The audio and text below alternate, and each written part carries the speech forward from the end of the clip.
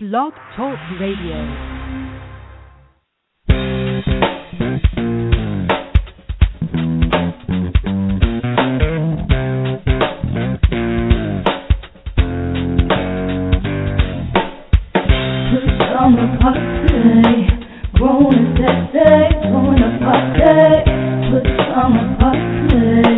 Party crew, keep it real for you. No clothes allowed. It's summer party. Grown and sexy, join the party. Put summer party. Party crew, keep it real for you. No clothes allowed. Welcome to another Friday night at the Pajama Party. I'm one of your hosts, Poppa DD. I'm here with Ketel, who's on location. Are you out there, Ketel? Hey, I'm here. Hello. How's everybody doing? Right, all right. And we got Redwine. Bonsoir. And we also have as a special guest tonight, we have the Silver Fox in the house. Hello. It's Silver Fox from What's going on, Silver? London.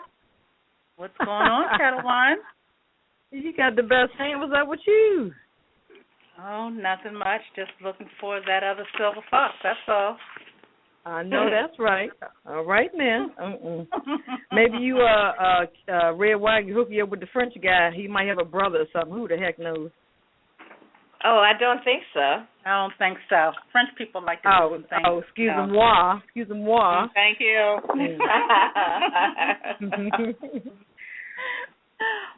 All right. What's going on tonight, Ketel? Well, on the rundown for tonight, we got hot topics. Hot. Another murder at the hands of the police in Baltimore and B-More. Cop murdered gets to go on Bahamas vacation. That's interesting. U.S. Marshal takes cell phone from woman and crushes it. Loretta Lynn finally confirmed as Attorney General. Our hit it and quit it headlines. Waka Flocka running for president. National Weed Day. McDonald's closes 100 restaurants. Our Bobby Christina update. Floyd Mayweather fight. Atlanta Hawks agrees to sell the team. Family sues town of Ferguson for wrongful death. Of course, we got Poppa DD with mold and control. What's popping with him? Weird news. We got some crazy stuff going on. A funeral stripper. Buffaloes on the run. Connect the dots in Minnesota. We also got a Mrs. Doubtfire robbery in Cali. A burger shooting. That should be interesting. I'm just saying with Redwine, another stupid internet challenge. Living for the city with Papa. Black management. Me, of course, with the Hollywood wrap-up. I got plenty to talk about tonight. Celebrity birthdays. Cocktail of the week with Silver Fox. Kiss It list, and, of course, always the last word. So what Papa say, sit back, relax, have your favorite cocktail, and we're going to be right back. What's your opinion? We want to know on the Late Night Adult Pajama Party. Call us now on 914-803-4306 and tell us if you agree or disagree, or if you don't care one way or the other. If you've been waiting all week to tell somebody what's on your mind, now is your chance. Dial 914-803-4306 and press 1 to speak with the Pajama Party live on the air. To listen to the show online, go to www.apajamaparty.com and click the listen banner on the top right. If you'd like to advertise your business with us, get in touch on www.apajamaparty.com. So call us now on 914-803-4306 and press 1. We will get to you as quick as we can. Now, back to the Pajama Party Live. Welcome back to the Pajama Party. I'm one of your hosts, Poppa DD. I'm here with Ketel, who's on location. Hello. All right. And Redwine. Bonsoir. And special guest, Silver Fox is in the house. Uh-oh. Watch out now. I'm going to get my seatbelt. Oh, boy. Y'all behave until I get back here. That takes all the fun out of it. All right, let's hit these hot topics. Starting off our hot topics, let's get into the Baltimore, Maryland situation. First of all, condolences and prayers to the Freddie Gray family of Baltimore, Maryland, and our prayers go out to their family for sure. Despite what goes on with this case, we hold their heart in our hands. Freddie Gray died at the hands of a situation that started with an arrest. The story reads that he was not buckled into a seat in the back of a police van while being transported following his arrest. But everybody clearly seen that his legs was dragging as he was put in. That the man never.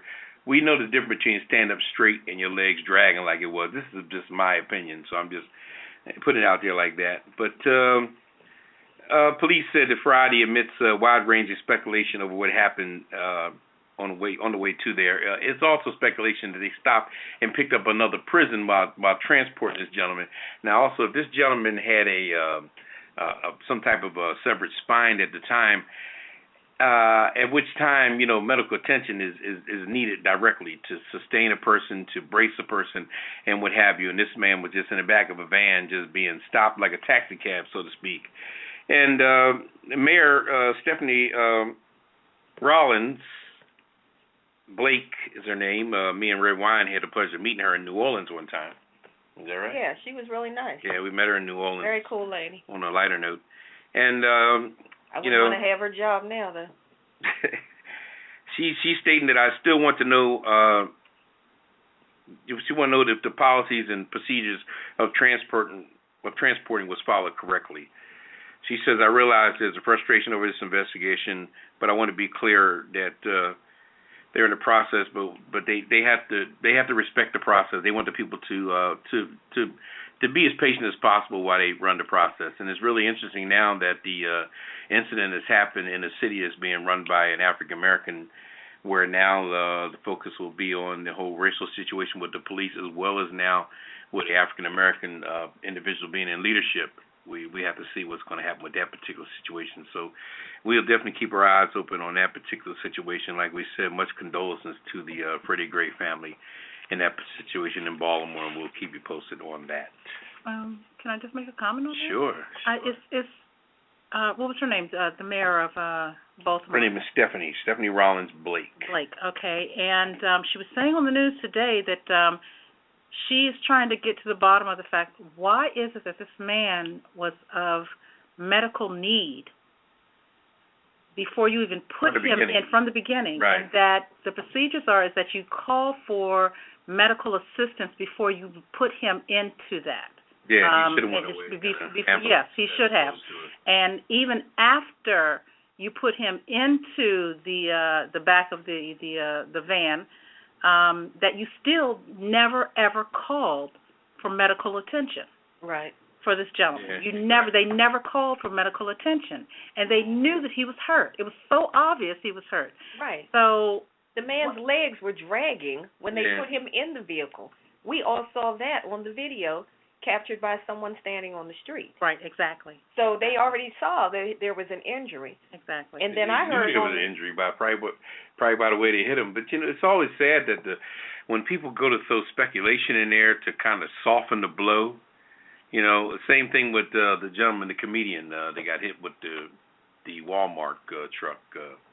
Tracy. Yeah. Tracy Morgan. They came out and said, well, he wasn't buckled up.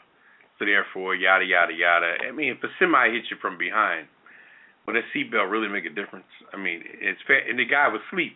So therefore, that semi hits you with free will.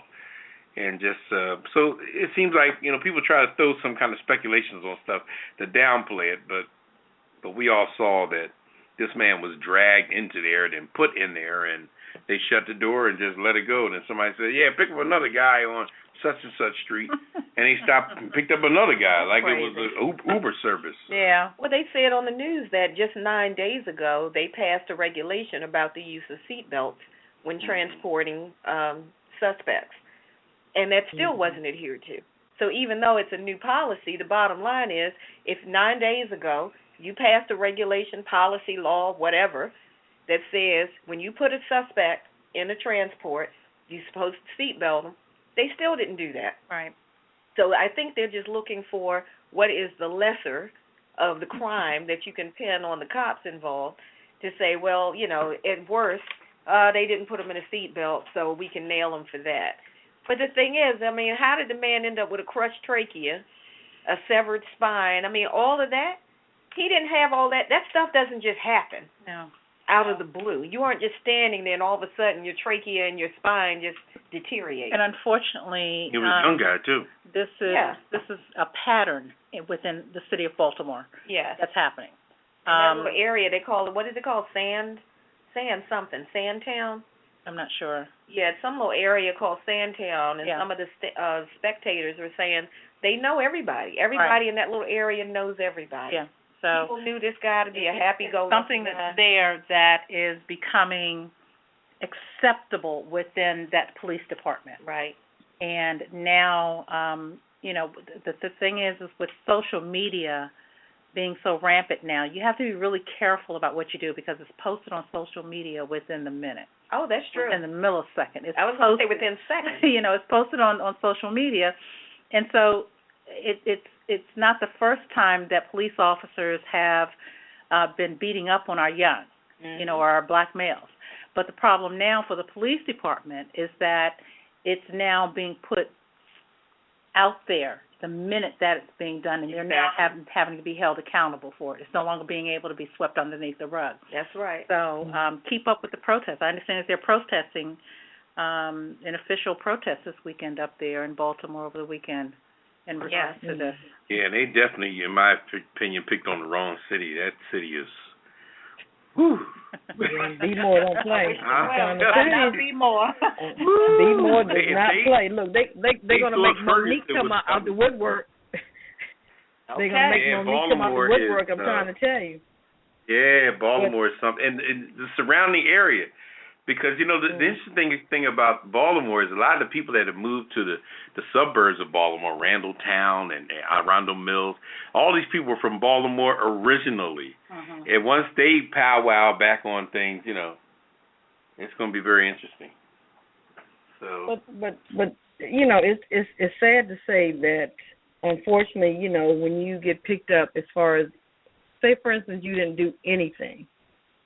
All of a sudden, the cops pick you up. They just assume that you are a criminal, a hard-nosed criminal. And the fact is, the way they treat you, that's the sad part. They don't want to hear nothing. They don't want to hear you talking. They don't want to hear nothing. You're talking, you're bad-mouthing them, yada, yada. They're going to jack you up. So it's like, I'm not even a citizen. I don't have any rights because you think I did a crime. That's not right. They need to go back to school. They need to be trained to customer service. They need to know how to deal with these people, as far as quote-unquote criminals, if that's what you are, if something goes down. They're just not treating, we're people first, and then after that, then whatever, you might be a criminal, whatever, if you did something. But treat us like human beings. That's the problem. They're just not doing that. I agree. But, yep.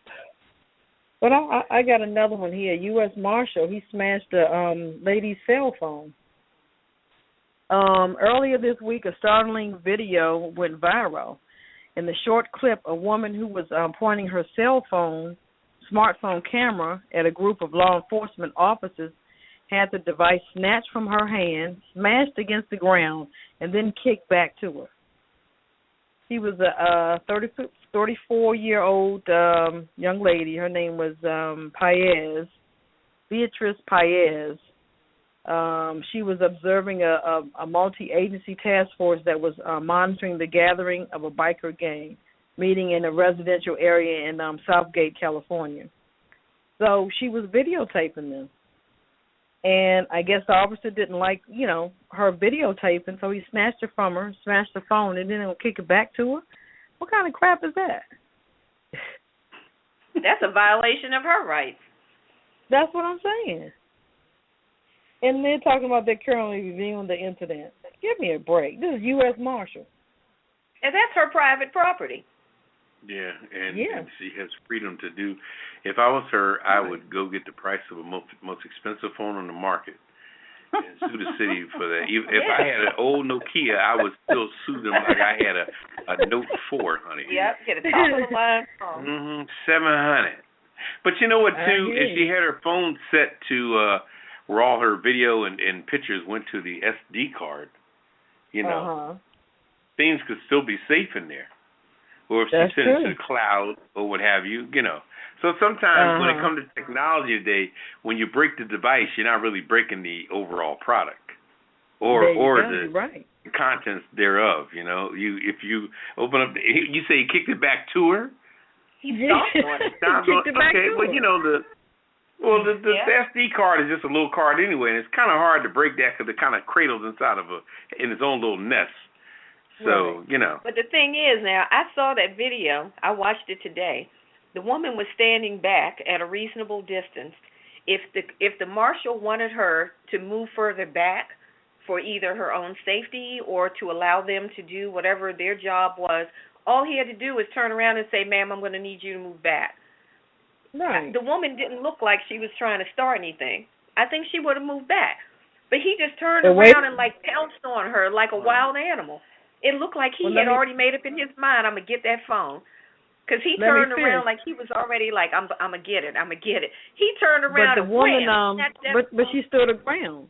They said the woman stood her ground telling the officer, "You are making me feel unsafe, and I have a right to be here." You know, like what you said, Papa, and you need to stay away from me. That's what the lady was saying. That's right. She said, "I don't feel safe with you closer to me." One of the officers then charged at Perez and destroyed her smartphone. So she's saying these things, and you still charging at her? Yeah, you damn right. She's being violated. There you go. Yeah, that's not going to change things. I mean, for you to go after her, that's one of many, you know.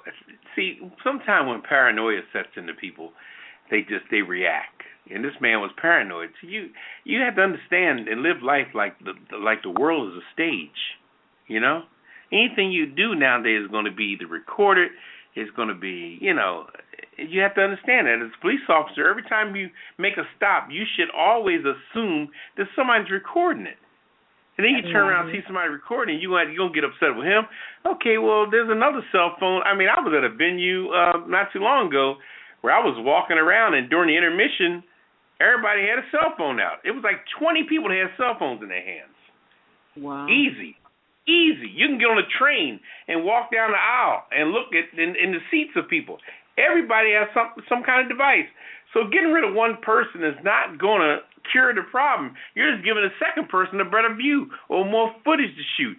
It's just for you to think you're going after one person and you shutting down the whole mobile, the whole communication move on that. And to Poppa DD's point, the video that I saw was of someone else.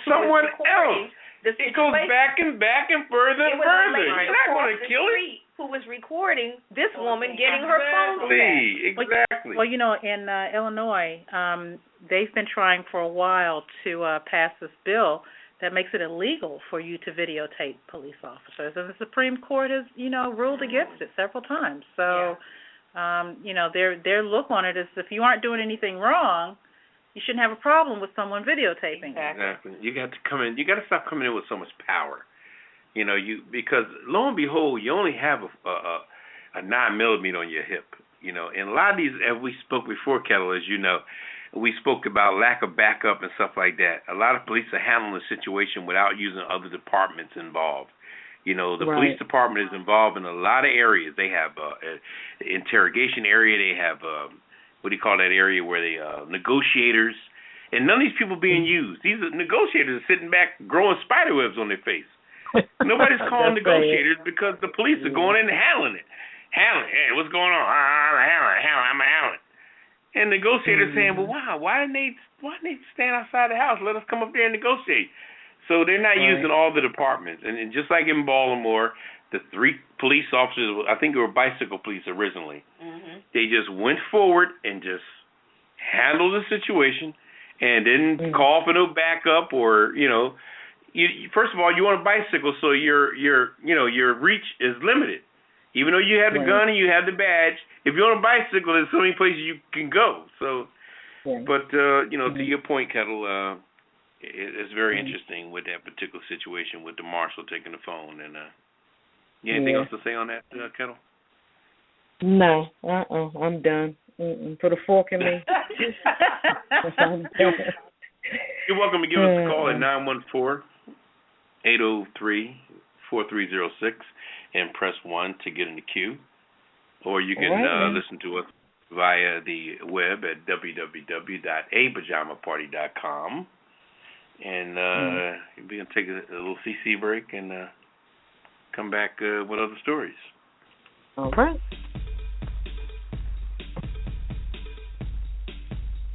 It's Friday night, and you're listening to the Pajama Party Show Live. Tune in every Friday night at 9 p.m. Eastern, 8 p.m. Central, 7 p.m. Mountain, and 6 p.m. Pacific. We push it to the limit every week like only we can. We've got hot topics, hit it and quit it headlines, TV and movie reviews, commentaries, and the world's famous Kiss It list. And you don't want to be on the Kiss It list. So visit apajamaparty.com. Check out the cocktail of the week. Get your glass and get your laugh on with the Pajama Party Crew, doing what we do right here with you. Get up on this and push it. Push it real good.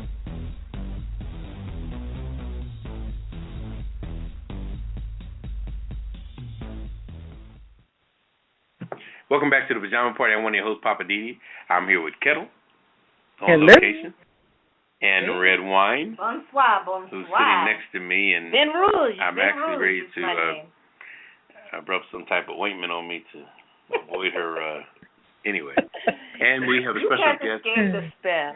We have a special guest in the studio tonight, Silver Fox. Uh-oh. No, she's that's rare Coyote in there. Coyote, sorry. Close she's in enough. rare form. Okay. All right, Coyote.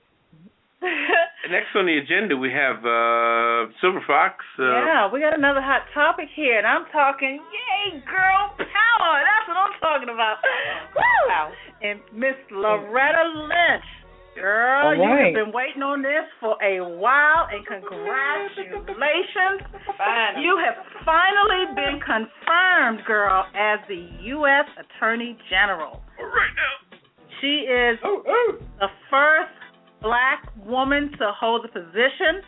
She'll replace Eric H. Holder Jr., who I must say did a fabulous job. Held it down. He and President Obama, they did the job. They did the job. Black on black. You know what I'm saying? Black on black power. So now we have this girl power going on. She's from North Carolina. Okay, she's the daughter of a North Carolina civil rights leader. All right. Okay, so she knows what's going on out here. Layers and layers and layers. Out here, she knows the job that she's coming in at a very hard time. As we've just been talking about all these things that are going on, you know, with the Justice Department and the things that are going on with the different police departments just within the United States, and that she knows she's going to have to come in and she's going to have to not only prove herself as I know what I'm doing as a woman, but let me tell you something, I'm about to crack some eggs. All right. And she's going to have to crack some eggs.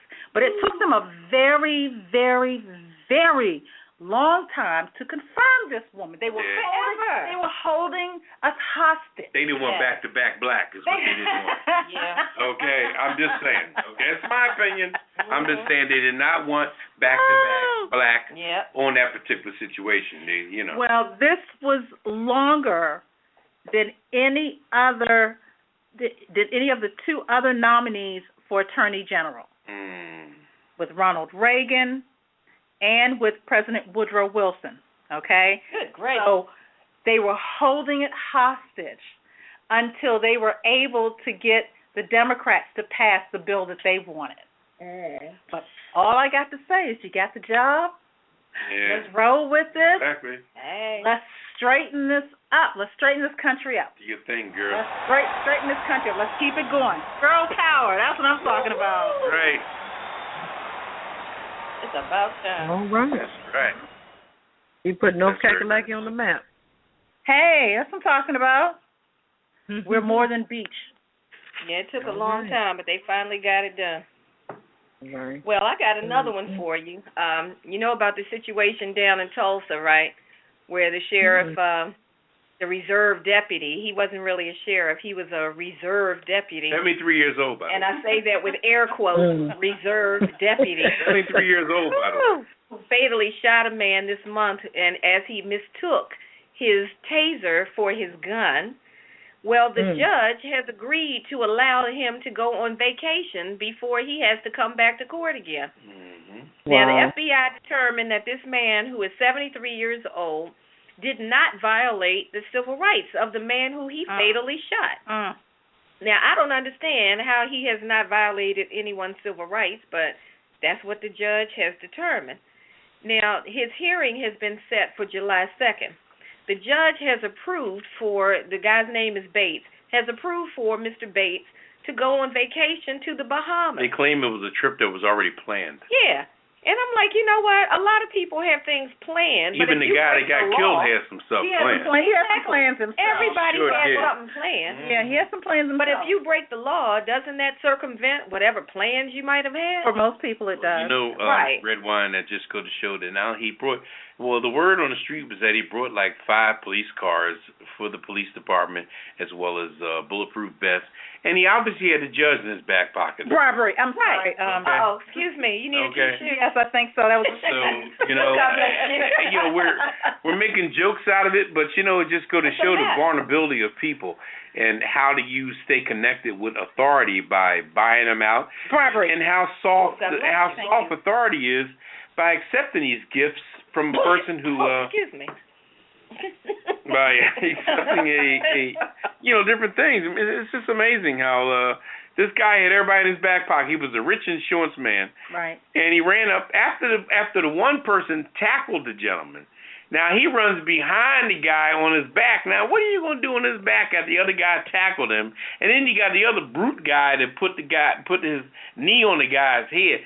That was, why even reach for your gun? You know what? I'm gonna tell you right now. Why even reach? All of this is going First on. Why of all, do you need to reach for your gun? He was reaching for his You taser. know, But I'm just saying, if you think you're reaching for your taser, you don't need to reach for it. You got two. You got people already. You weren't even the one. Even a cop. You weren't even. You weren't even a cop. You were not even the one that initially subdued the gentleman.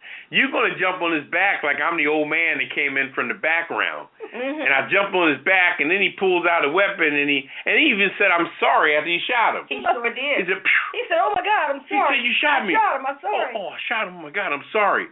He must have thought he was peeping I'm from a little sorry. I don't know what he thought.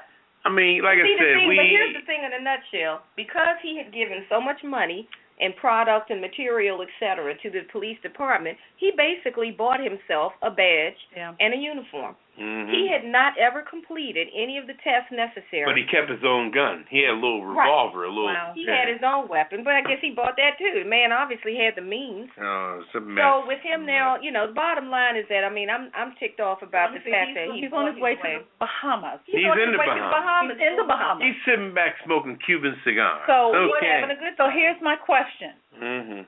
What stops him from hopping the next flight to some country where he can't be extradited? Exactly. Nobody think about they that. did not take his passport.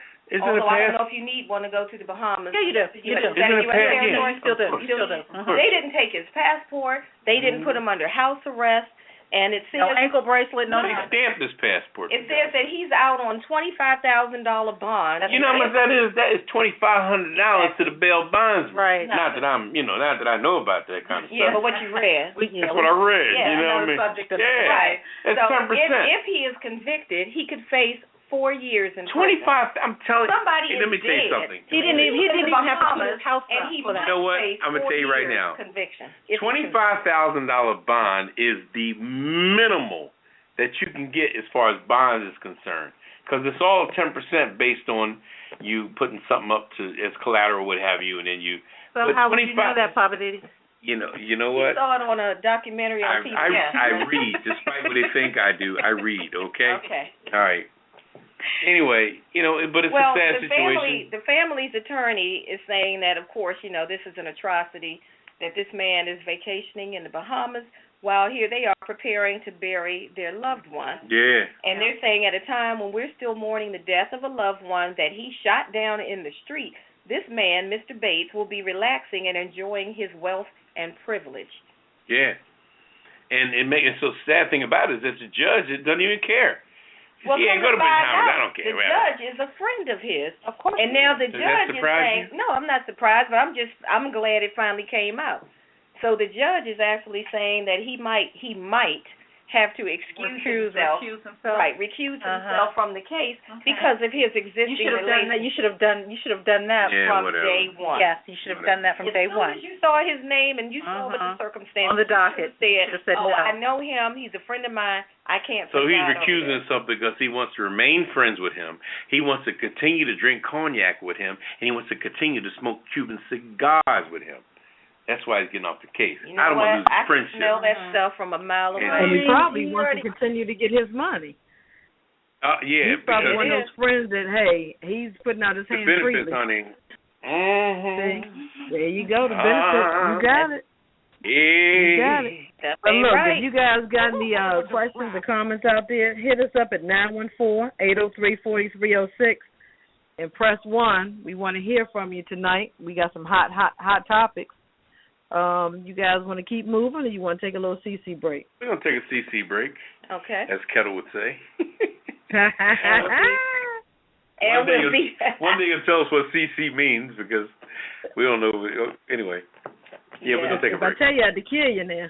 I know. Okay. All right. We'll be right back. Right back. All right. You're in tune to the Late Night Adult Pajama Party right here on Blog Talk Radio. This is a production of DC Homegrown Entertainment. To share your opinion with the Pajama Party Crew, call us on 914-803-4306 and press 1. If you'd rather just listen in, you can still call us and listen on your phone, or you can listen online by going to our website, www.apajamaparty.com, and clicking the Listen banner in the top right corner. So join the conversation and let us know what you think about tonight's topics or whatever is on your mind. Okay, who turned the lights off? Call us now, 914-803-4306. Now back to the crew and more of the Pajama Party. Okay, we're back. Pajama Party, Friday Night Live. This is Vin Rouge, also known as Redwine. I'm here with Poppa DD. Yes. And Ketel. Hello. And our special guest tonight, sitting in with us, the illustrious Sylvia Fox. All right. Oh, boy. Watch out now. You know you love it. What I got on Hit It and Quit It tonight? Makes you feel good and tingly all over. Make you feel good. Just wait till I get back. Wait till I get back. Woo! Bass man. What I got tonight on Hit It and Quit It tonight? Hit It and Quit It. Oh, I got one for you. On Hit It and Quit It, we've got Waka Flocka Flame said he is running for president. He announced it on Monday. I don't know if you're familiar with Waka Flocka Flame, the rapper. Yeah, I'm trying to get it right. It's a tongue twister. He has announced his candidacy for President of the United States in an exclusive interview with Rolling Stone magazine. And millions of people, of course, were excited to see the rapper enter the race. So he's been talking to people and meeting and greeting folks in New York, and he says he's not joking, that his campaign is real. He's actually from Atlanta. And he says that he plans to do a lot if he gets elected. And I actually watched his campaign video to see what he was talking about. And it was actually kind of amusing. But some of the things he said he's going to do is, the first thing he said, he's going to legalize marijuana. And he actually had a whole bunch of marijuana sitting on a desk in the video for his campaign announcement. He said he's going to call this particular marijuana, what do you call it, presidential, let me see, what did he call it, presidential kush. He said he's going to smoke plenty of presidential kush. He's going to make it legal. He said he would ban dogs in restaurants because he can't stand that. When he goes in a restaurant and people bring their dogs in there. And he also said he has a problem with people with big feet. in certain places. Like if you have a foot over a 13 or something, that you just shouldn't be in certain places. I don't know what that's about. That'll be a short campaign. Yeah, that might be something connected to that presidential push. But anyway, he said that he also would like to raise the minimum wage to $15 an hour. My man. And he said he wants to discuss some innovative new policies and proposals about education and jobs. And he has a lot of ideas for change. And his running mate is DJ Woo Kid. I'm not familiar with DJ Woo Kid, but that's who his running mate would be. So, I don't know. I don't know if he can get young people to, get out and vote or at least register. Who knows? So that's what's happening with it, Waka Flocka Flame. Well, okay. kind of piggyback on presidential kush, all I got to say is I'm in love with Mary Jane. Uh-oh. She's my main What? thing. What? She makes me feel all right. What? She makes my heart sing. Yeah. I'm telling you, 420 people. All right. On Monday, about 60 people marched from Foggy Bottom to the National Mall celebrating 420. What was it? Mm-hmm. It was National Weed Day in D.C. Weed Day.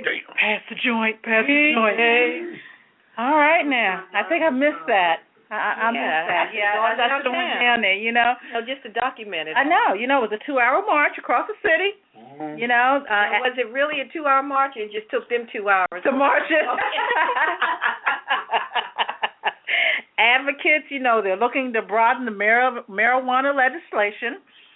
Protesters, they want to declare April 20th the smokers' holiday. Oh, a smokers' holiday. Well, when you smoke an everyday holiday. They want to have a day designated, huh? Once at the National Mall, they went to the Liberty Poles. Of course. Freedom. They, set up, by pot advocates across the United States, from the United States. They held a smoke-in in view of the Capitol or the National Mall to protest D.C.'s lack of autonomy. Okay. D.C. Congresswoman Eleanor Holmes Norton also showed up to lend her support. Not Eleanor? Yeah. Let me find out. Okay. Eleanor is on top of stuff. Okay, her statement reads, you can't make a revolution simply by going to ask Congress to do something. So what did you do? D.C. Congresswoman Eleanor Holmes Norton. And, I don't get me wrong, that is my other girl power. Mm-hmm. But you showed up at the Weed Day? Hey. Showing up at Weed Day, huh? Maybe that's where she got her middle name from. Yeah, Holmes.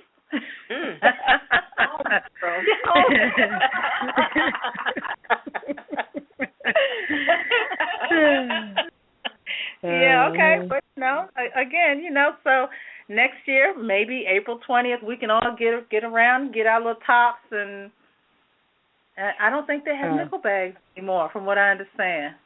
Gotta get diamond more. How would you know so far? How you know they don't? I did my research like Poppa DD. Oh, okay. You Googled it, right? Well, look, I got a story to piggyback on that. Maybe Mickey D's need to put some marijuana in their hamburgers. McDonald's is closing 100 restaurants this year. So the failing economy in Japan, where McDonald's is still reeling from the food safety scare last summer. So they must have had a big safety scare in Japan. So they're closing, really about 700 stores are closing this year, and that's just a fraction of the 32,500 restaurants worldwide that they have.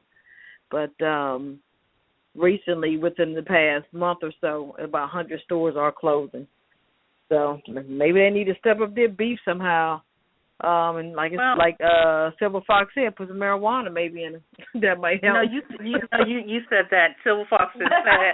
But I might go put some inside of those, chocolate chip cookies they sell maybe, some marijuana ice cream, That's an idea. But you know what? On that note, there's a restaurant that's open in D.C.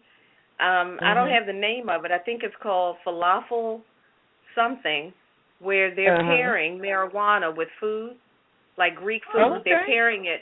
I don't think they sell marijuana, but they're pairing it with different types of marijuana. So I guess depending on what you've been smoking, they can tell you what food goes well with it, I guess, to deal with the munchies, I guess. So are they calling it marijuana pairing, or are they getting fancy and calling it cannabis pairing?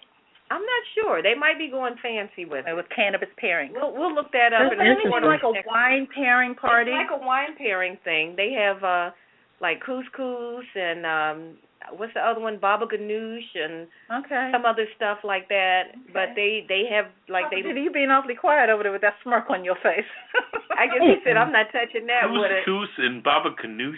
Yeah. Redwine, really? I'm smoking weed here.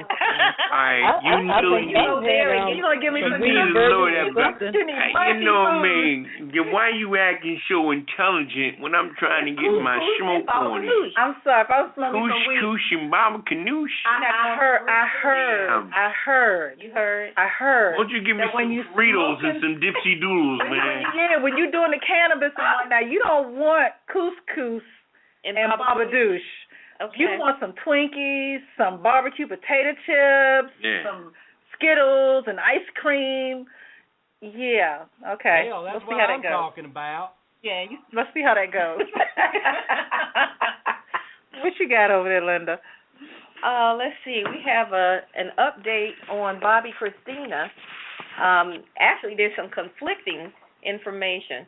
Now, Sissy Houston, who is the mother of Whitney Houston, Bobby Christina's late mother, has issued a statement saying that there's been a flurry of ambiguous remarks over the weekend from Bobby Christina's father, Bobby Brown, and the aunt, and the stepmother, and the lawyer, and some other folks, suggesting that there's been some positive changes in her comatose condition.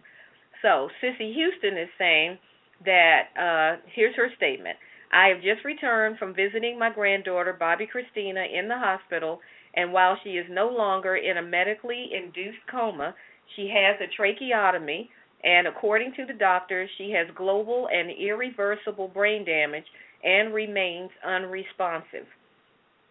Now, meeting with the doctors and understanding that she can live in this condition for a lifetime truly saddens me. We can only trust in God for a miracle at this time. Keep us in your prayers. Now, that was the statement from Sissy Houston. Now, of course, we all know, what happened, how Bobby Christina was found face down in the tub back in Georgia on the 31st of January.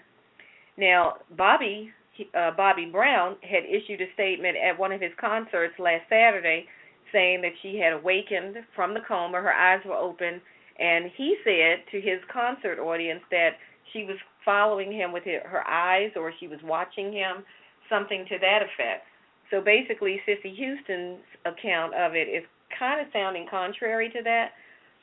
So I'm not sure what the status is. It does sound like at least she's no longer in the medically induced coma. That much sounds like it's factual. Now, what her status is sounds like they're still trying to determine it. It does sound like at this point she might be in more of a vegetative state, but at least she's no longer in the medically induced coma. So that's all we can report on that. Whether or not that's considered an improvement or not remains to be seen. So, everybody, look, just keep her uplifted, keep her in your prayers. I don't know how that's going to turn out. Time will tell. That's all I got on that one. That's such a sad situation. It's a very sad situation.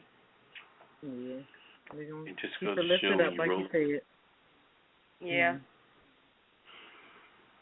Okay. Let's hope she's okay. Yeah. Yeah. What you got on the Keep Floyd it moving. Mayweather fight? Yeah, yes, keep moving. Floyd Mayweather and Manny Pacquiao.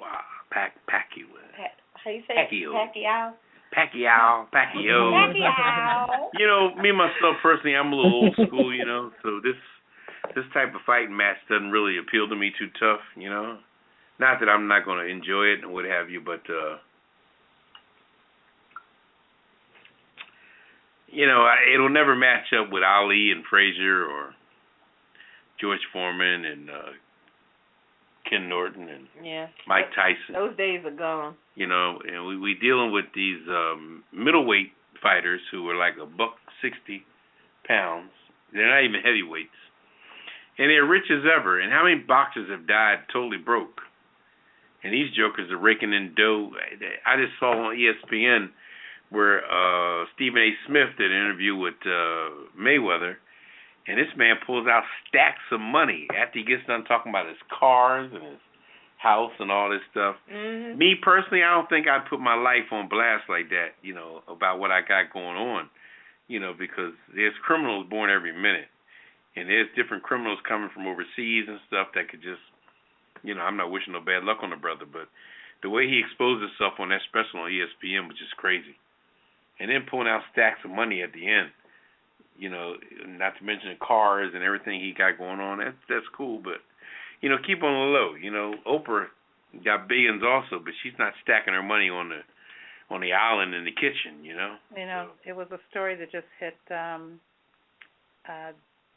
last few days about Floyd Mayweather Jr., and that over the past 18 years, from one dealership, he's bought over 100 cars. Yeah, he's making other people rich too. You know, that he has he's making other people rich also. You know, he buys a car before the fight, he buys a car after the fight, he buys it for a holiday, you know, just whenever. And I mean, some of the cars, you know, for an example, you know, he's included, you know, and what he's bought is, you know, some of 16 Rolls Royces.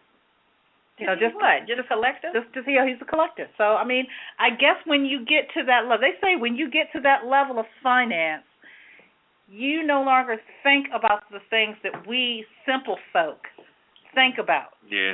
You no longer think about that. You know, like you were saying about the $25,000 bail. You know, that's nothing but a drop in the bucket for some people. You know, that's like going to the dollar bill store for us.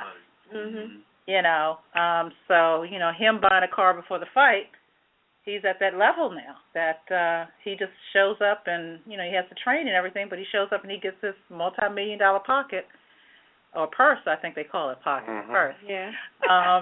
And away he goes. Well, that Stuart Reed just says that on this particular aspect of the fight, that 9 days before the Floyd Mayweather and Manny Pacquiao are scheduled to meet in box's richest fight. Tickets for the arena and closed-circuit location at the MGM Resorts International Properties, along with Los Angeles Strip, will finally go on sale on Thursday, which Thursday meaning yesterday. In most cases, it's a ploy like anything else. You know, like, for example, as me and Redwine can attest to, the Essence Music Festival in New Orleans. They don't put out the entertainers until the end of June because they want to make sure people are locked in. They want to make sure the hotels are locked in and all the venues around the concert. Then all of a sudden, once they check with the hotels and they got the proper seating and the proper lock-ins and all, and the proper revenues are coming in, then, and the same with this fight. They didn't want to start selling tickets until they made sure everybody was calling Comcast and you know, Verizon and whatever, Infinity or what have you, and made sure that the demand was on. You know, and once they locked that in, it's on now. So the ticket prices are as follows. They have 10,000 tickets going for $1,100, 7,500 going for $2,500, 5,000 tickets going for $2,500. They have 4,000 tickets going for $3,500. And they also have tickets in the arena that are priced at $7,500, $5,000, $3,500, $2,500. I'm just hoping that these two gentlemen, well, first of all, Manny Pacquiao, who's over the hill, and you got Floyd Mayweather, who was avoiding fighting him for so long. Now he's become over the hill.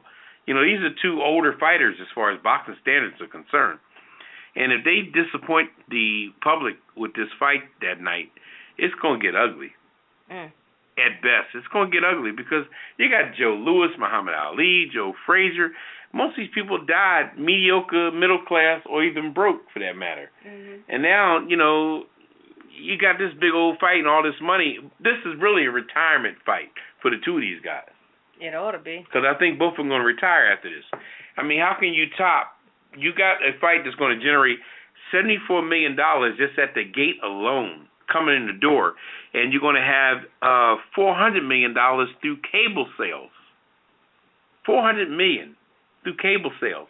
So they can pay Pacquiao $100 million, pay him $100 million, pay MGM $100 million. That's a lot of money. You hear me? That's a lot of money. Too much. It's a lot of money just for a fight. I just think. I tell you what, if they don't give people their money's worth, those people exactly. out there might jump in the ring and whoop their tail. That's right. I went to a Steve Wonder concert, and Steve Wonder said at the end, "Are you guys are y'all satisfied?" He even asked the audience, "Are you satisfied?" Yeah. But if this fight goes bust or it's not up to the standards or up to the hoopla that is projected, it's gonna be ugly. It's gonna be ugly. So we'll see what happens with that. And that's May 2nd, by the way. And Pacquiao and Floyd Mayweather, which is too little too late. They should have been for it a long time ago. Yeah, I'll see it on the news. Yeah, I know that's right. You're not going to spend $79? No, I'm not going to spend $7 on it, because I don't I really ain't care. going to spend 75 cents on it.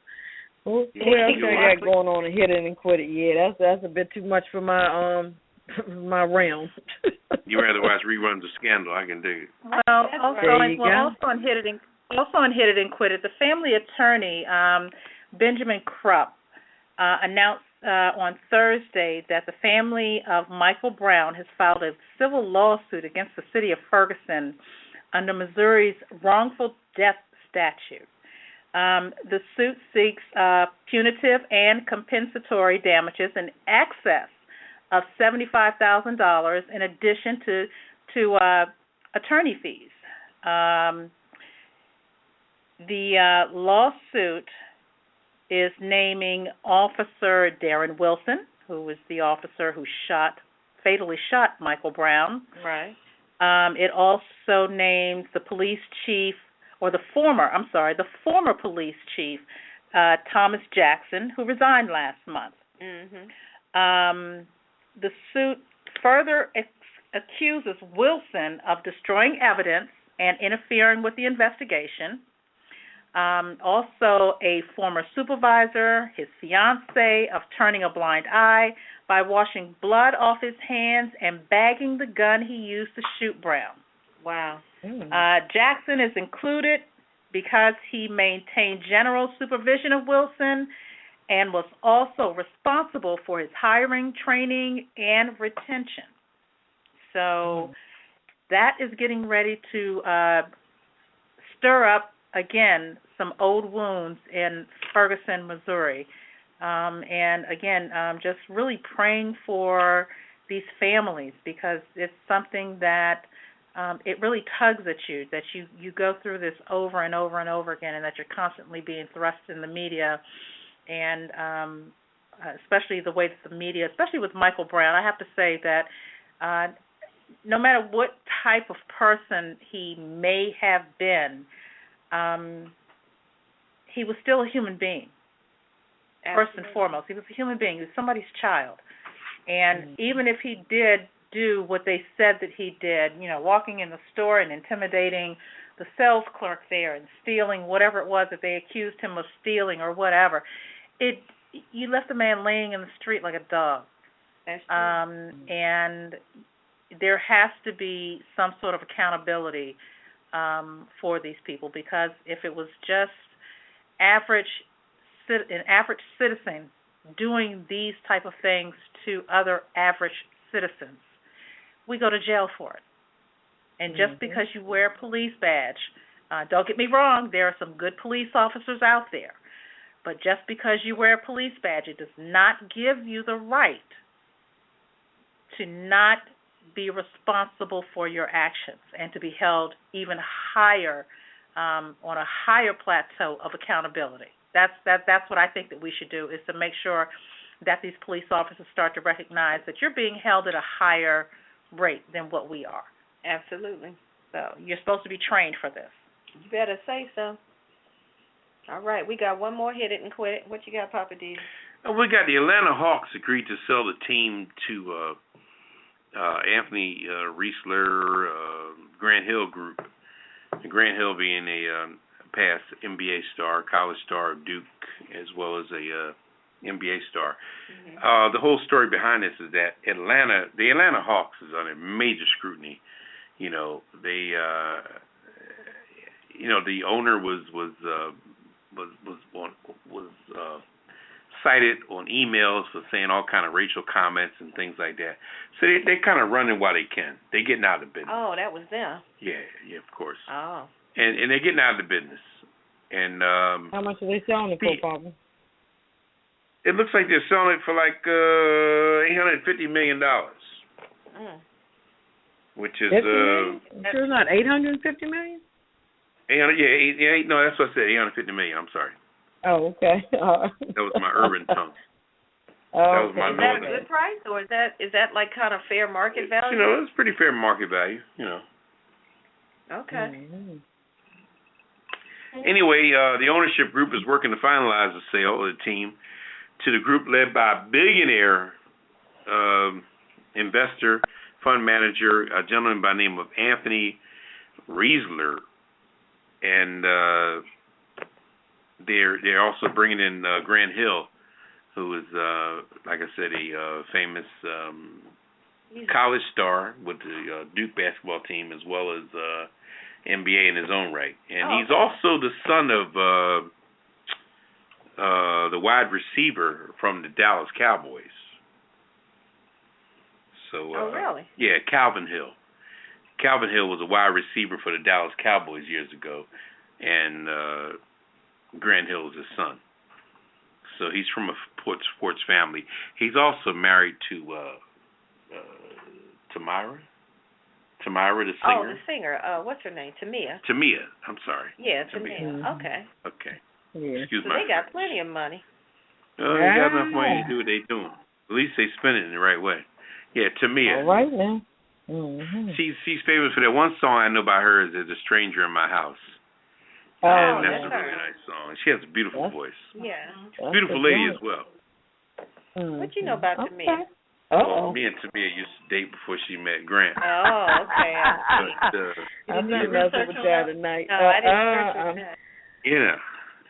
Yeah, that was I'm not in between you two, so y'all need to behave. That was my queen before that was his queen. But we talking about the buy, the sell of the team. Anyway. Anyway. So it looks like this sale is going to be final between and it's going to put Grant Hill and the likes of people like major ownership like Magic Johnson and people like that, which is a good thing. You know, gives him something to do, gives him somewhere to throw his money where he knows what his money is doing, and his money be only as good as he stirs it up, as opposed to throwing your money at something that you don't even know where it is or what it's doing. And we'll look and see the ownership on that and what part Grant Hill plays in that. You know, he may end up being the coach of the Hawks. Who knows? So, but congrats to Grant Hill for being a stand-up gentleman for all these years, for being a very knowledgeable basketball player. He's a winner. They won the NCAA championship when he was at Duke, and he's married, like I said, to Tamia, which is my ex. His current my ex. Does she know she was your ex? That's my question. All right, like I said, there again, Calvin Hill was Grant Hill's father, who was a wide receiver of the Dallas Cowboys years ago. So that's the history of Grant Hill, as well as him being married to my ex, Tamia. And we're going to take a small break here, and we'll be back. We'll be back in a moment. All right. You're listening to the Pajama Party Late Night Adult Talk Show. We've added a new segment to the show called the Kiss It List. Every week, we put people on this list who have done dumb stuff or have been irritating or just gotten on out of your nerves. So we call them out and put them on the Kiss It List, and we tell you why. If you have somebody you want to add to our Kiss It List, hit us on Twitter at @apajamaparty and use hashtag #KissIt, and we'll add them to the list. If you prefer to email your contenders, send them to info@apajamaparty.com. We'll call them out every Friday night at the end of the show, so get those names in. Now, let's get back to the Pajama Party Crew and more of the show. DJ, would you mind turning it up a notch? Oh, how rude. Oh, you're on the kiss it list.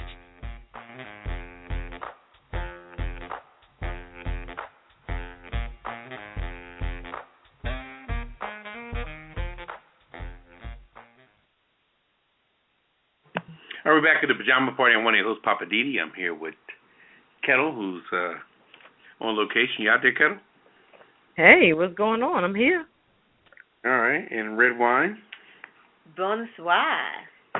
And special guest in the studio tonight, we have Silver Fox.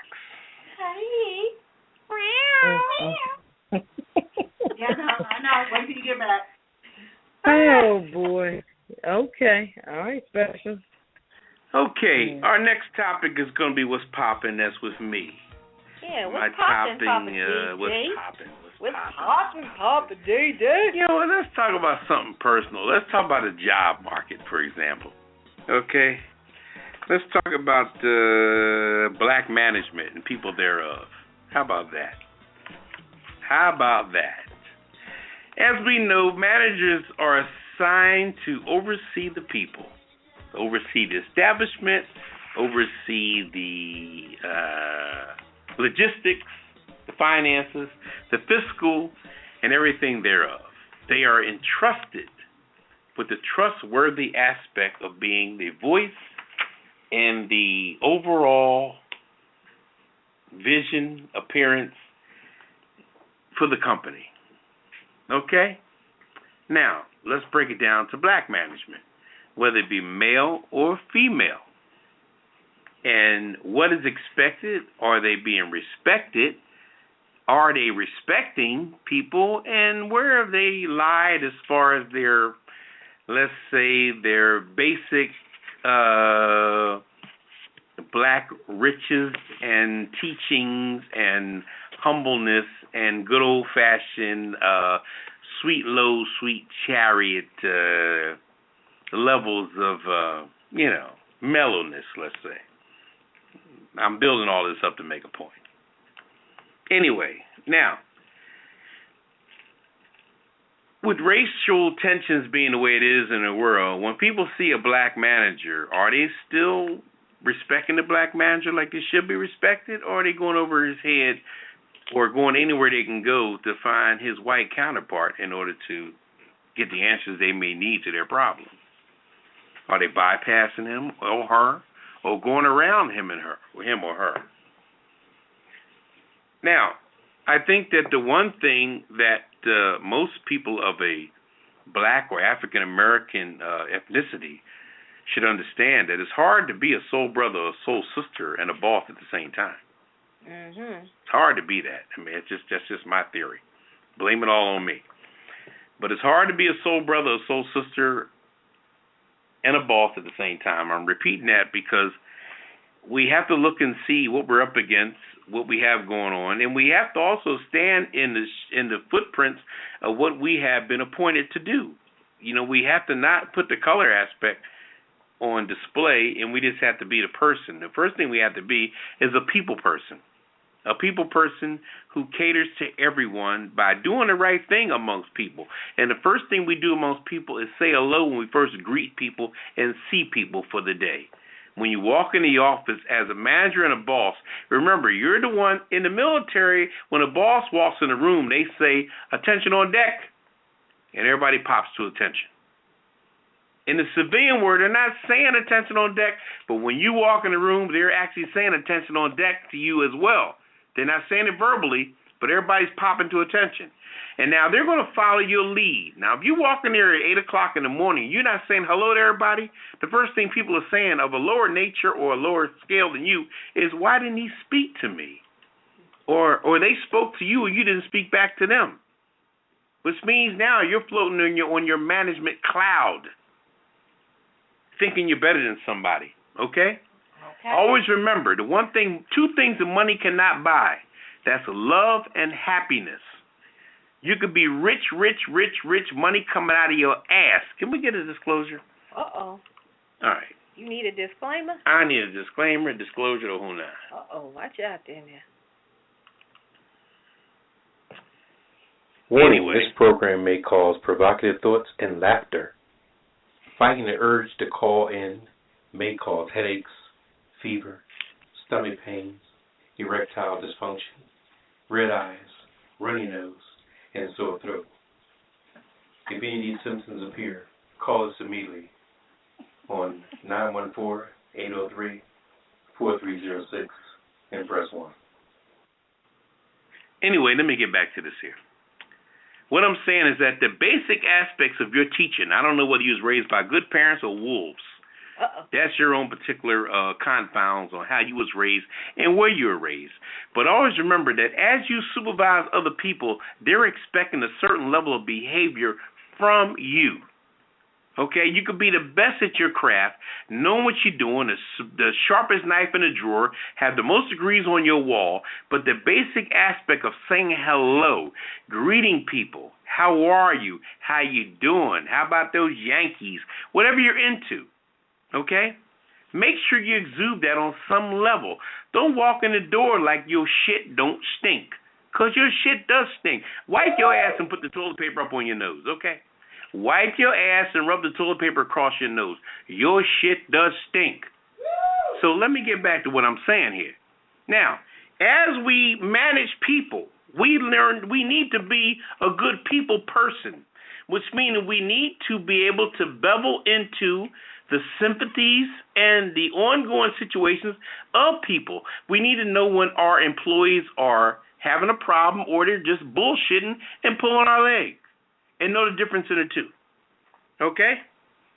We need to also, now getting back to being a black manager, if you have people of color that work for you, don't exclude those people because those people have more in common with you than you think they do because they're black like you. Hello? They're black like you. And the only thing you may have on them is your paycheck and opportunity. Other than that, they're not, and don't go in thinking because you're the boss that you're the smartest. Never think that. The boss is not the smartest person in the room. The boss is the one that got the most opportunity to be the boss. So back off that intelligent thing. That's based on what you have consumed in your brain based on your experience. This is how people win on Jeopardy. If you watch Jeopardy, it's not how much you know, it's where you've been and how much you are versed on that particular subject. Redwine will tell you that. Amen. Hello. If they talking about, nuclear physics and you've been in the nuclear physics world, you're going to answer 3 of those 6 questions. So stop thinking that you're the smartest one in the drawer because you're the boss. You're the overseer. You're there to make sure that the job gets done. Well. Not in an abusive way, not in a barbaric way, not in a bully way. Drop all that because always remember this. The bigger you are, the harder you fall. That's what they say. Let me say it again. The bigger you are, the harder you fall. Yeah, okay? Boy. Okay. So, in closing of this particular segment of What's Poppin', Black Management, I want to give these little tips to all of the black managers out there, whether you're male or female. Be honest with your employees, okay? Talk to your employees about things. Talk about regular things. Say good morning, good afternoon, good evening when you walk in the door.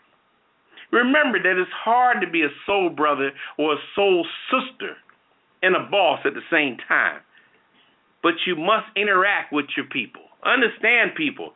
Talk about things that are going on in the black community if you're a black boss. Because they're talking about it. If they've gang warring over in Chicago, mention it. If you're a football fan, mention the football. Nobody cares about what you're into as a boss. Your sports, your habits, whatever you do. Don't act like you're an isolated entity because once you mess up, people are going to ride your ass. So be cool. Relax, and just congregate with everybody. Don't feel like you want to chum up with white folks and don't talk to your own people. Congregate with everybody. Promote everybody. Intertwine everybody. Bring in old folks, bring in young folks when you're hiring people. Don't just get an array of young people because you think the old fuddy-duddies ain't got nothing left. They got a lot left. Believe me, 50 is the new 40. All right. Okay, and like I said, always remember, the bigger you are, the harder you fall. Let's say it one more time. The bigger you are, the harder you fall. And that's it for what's poppin', black management, and everything about that. Okay? Okay. Give us a call if you want to comment on that. If you're a black manager, you want to beat me down, give me a call. 914-803-4306. And press 1 to be entered in the queue. Please press 1. How about that? Call us up. Anyway, you want to take a little break, and we'll come back with our next topic. Yes, let's do that. Ketel, you still out there, Ketel? I'm still Hello, here. Ketel. I hear you, Papa. I'm taking notes, baby. I'm just talking. We're going to take a break. We'll be right back. Do you have unruly children? Do they misbehave in school and get bad grades? Are timeouts completely ineffective? Are you scared to spank them because they might have you arrested? What they need is a new school where discipline is number one and education is secondary. What they need is Whoop That Ass Academy. Here at the Whoop That Ass Academy, we don't have discipline problems. Know why? We're privately owned and we do what we want. And when kids get out of hand, we whoop that ass. Timeout is for football games. When kids want to show off, we don't give them a timeout. We just whoop that ass. We don't make a kid stand in the corner. That's by house plan. When one of our kids gets out of order, we snatch him out of that classroom and whoop that ass. Here at WTA Academy, we make sure they learn the basics of reading and writing, math, and science. But above all else, they learn discipline. This is what will keep your kids out of jail. Make the world a better place. Sometimes you gotta whoop that ass. And we do. Here at WTA Academy, our motto is, we care enough to whoop that ass. They may not read and write too well, but they'll act like they've got sense because we whoop that ass. So bring your kids on down to Whoop That Ass Academy. We'll get them straight. Welcome back to the Pajama Party. I'm one of your hosts, Poppa DD. I'm here with Ketel, who's on location. Hey, what's going on? Hey, Ketel's I'm here. On location. Ketel, where are you anyway? Are you at the? Are you? I'm getting ready to break it down. I am at the Bull Seaman Convention in Minnesota. Bull semen, meaning the stuff they use to make children with? That's what I said. I'm at the Bull Seaman Convention in Minnesota. Bull semen, okay. Oh, wow. Mm-hmm. Is it white like human semen? Well, it has what many benefits. From what I found really? out, bull semen has many applications and is widely used throughout the world. Some people use it because it is rich in protein, which offers us to create more livestock. Sure. So, okay. They make more bulls and cows out of it, huh? I guess so. I'll tell you about that a little later. So you guys might not be ready for that one. So is one of the applications a facial cream? Yes, it is, and also used for your hair. Also, like conditioner for your hair. It'll tighten your pores. Look, don't mess with me, Silver Fox. Okay. Well, since you guys are asking, let me just go ahead and finish and tell you how it's made. Now, I might need a disclaimer for this one, Redwine. So, you guys ready? Okay, wait a minute. Let me give you a disclaimer, and then you can break it down. The following program contains coarse language and nudity. Viewer discretion is advised. Go for it. All right. First of all, it is collected using an artificial vajayjay, teaser cow. Let me repeat that. It is collected using an artificial vagina and a teaser cow. The bull ejaculates inside of a bag. The semen is then frozen and stored until purchased. I am told that the bull semen is not used in the popular Red Bull drinks, but we don't have any proof of that. So who knows? Those little Red Bull drinks you might be drinking it gives you might wings. have some bull semen. You never know. You never know. Wait a minute. So, an artificial vagina? Yeah. And a teaser cow. Now, when they say teaser cow, it's like a blow-up doll. Like a cow with a bikini? Like a blow-up doll for humans. but like a cow with a bikini. And they stick the bull's penis inside of an artificial vagina. You seen how big a bull is? That sounds like some people. That's a big old bull. I'm trying to envision this teaser cow. Like, what is she doing? Well, no, this cow just walks by and just. Well, I'm sure they probably spray her with some sort of estrogen scent that they give off when they're in heat. Because most animals that are out there, they really don't mate until they smell the estrogen that comes from the female that they're trying to mate with. So and smelling the dog smelling asses and stuff like that. I'm just saying. We talked about that one time. To that, the previous show. We're going back to that. We talked about that before. Smelling dogs smelling each other's rectum is a very common thing, and adults should do it more often because it really. Thank you. No, thank you. It signifies whether or not washed in the ass. No, thank you. I'm going to smell asses from now on to signify whether or not somebody's watching. Okay, here you go. Oh, boy. Let's start tonight. We need to take another CC break. I guess we're going to take us into the weird news. What you got over there on the weird news? Y'all acting up. Oh, wait a minute. Hold up. That wasn't the weird news? No, that wasn't the weird news. Let's talk about something that's really weird. Woo. Okay? Okay, what you got? We have China was cracking down on funeral strippers. Excuse me? You heard me. Funeral strippers. Funeral strippers. Chinese officials are launching a campaign to crack down on striptease and other lewd shows that have become popular at funerals in some rural areas. Wow. Yeah, well, what's going on? You have to understand the culture, okay? Okay. Funerals, that when people, over in that area, some of the migrant workers, when they die, they come home for the funerals, okay? And funerals are a rare occasion when crowds gather. The larger the attendance for the funeral is a sign of the honoring of the deceased. Ah. The shows were used because it's such a rare occasion, and crowds, the migrant workers, they're usually off working somewhere. So, that you may know that someone has died, but you're not able to get to their funeral. Okay. So it's about working the rice crops or right. You're off somewhere else working, versus that you're at your village. You don't come home to your village every day. So, in honoring this, it would draw by having a dance troupe. Basically what it is you having a dance troupe come to the funeral. Oh, okay. And so the dance troupe has been known to do, to put on, dramatic shows. And then afterwards, that's what they call it? Wait a minute now. You're jumping ahead now. Okay. They would put on a dramatic show, an opera of some sort, and then a movie would be shown.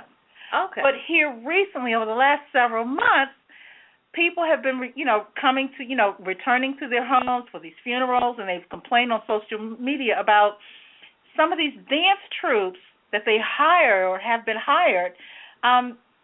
It's changed, they're changing their tune, and they've begun peeling off their clothes at some point in time in the performance. Uh-oh.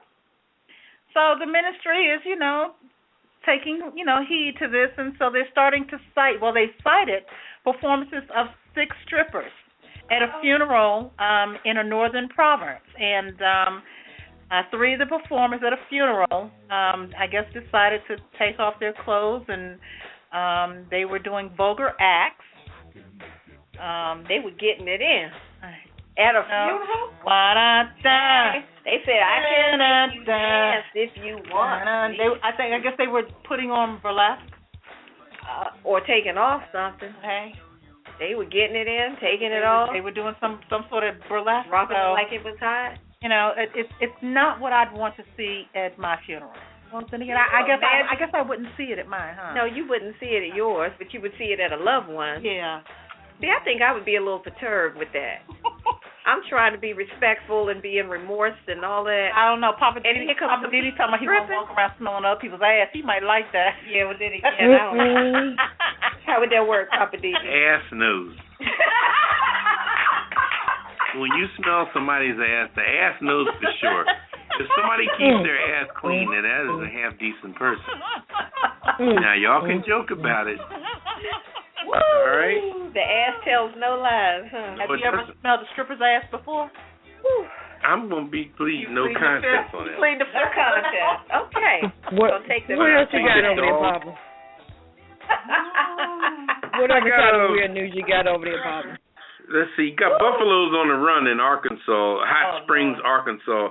Two buffaloes are currently on the run in central Arkansas City after authorities failed to round them up from a herd that escaped. They escaped from a herd. Now these are buffaloes now, which is almost the ugliest creature walking the planet. Buffaloes. Run, Joe, run. Buffaloes look crazy. Run, Joe.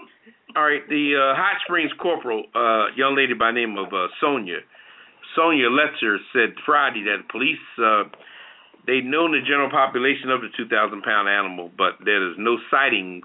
Oh my gosh. No sightings were reported overnight. How do you not sight a 2,000-pound? How do you not see or know where a 2,000-pound buffalo is?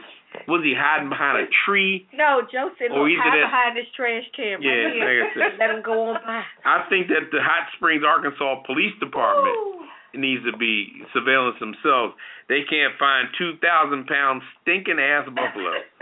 Okay, follow the smell, my brother. Maybe the buffalo were out donating at the bull sperm. Yeah. Initially, 6 buffaloes escaped from the farm.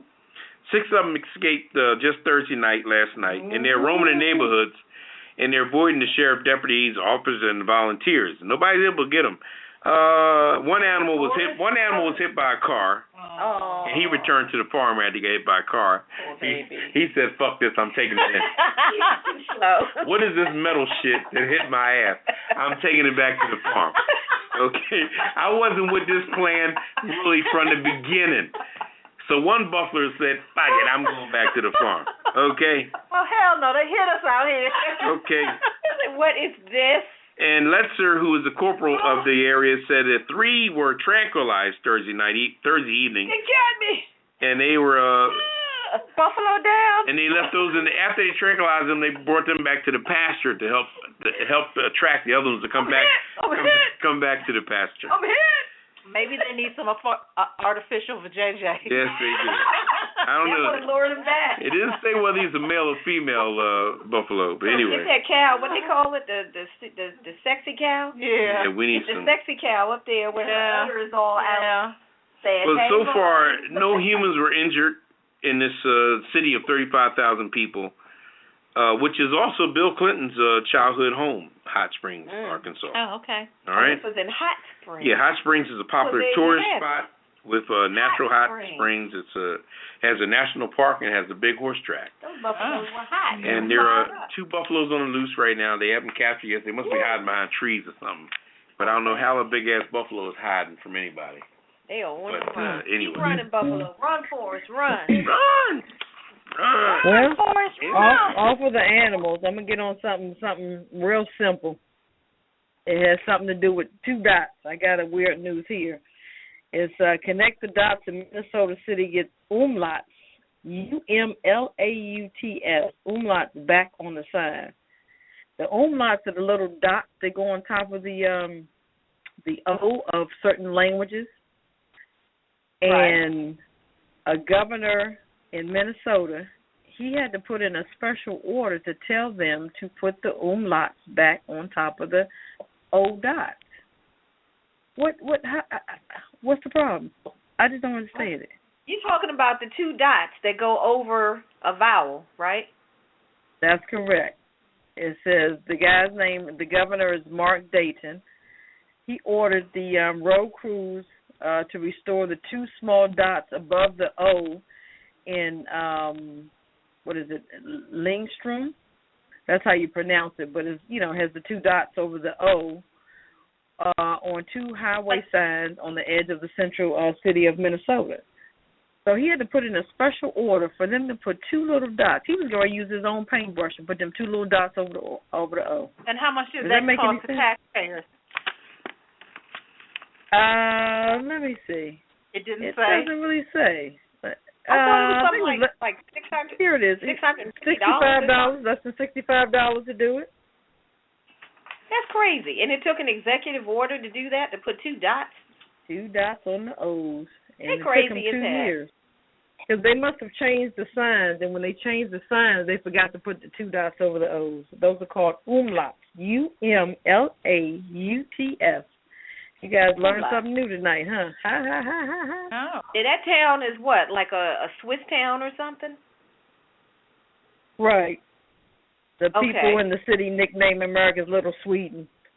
They had complained about the highway signs for 2 years, and now all of a sudden, you know, the governor said, okay, well, I'm going to go and get my own paintbrush, and I'm going to put the 2 little umlaut dots back on the O. But he didn't have to, so he put in a special order. So, hey. But let me ask you this. Have they ever heard of a Sharpie?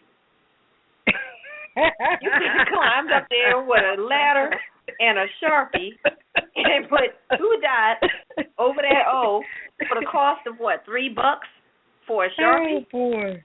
I know that's right. I mean, really, I'm just saying. Are you just saying? Anyway, Uh-oh. Yeah, what else you got, Ketel? Images were released on the Mrs. Doubtfire. Remember Mrs. Doubtfire from the famous movie Miss Doubtfire? Oh, yeah, I love that movie. They got folks robbing banks looking like Miss Doubtfire. They call her the Mrs. Doubtfire Bandit. They know they are wrong for that. How you going to rob a bank looking like Miss Doubtfire?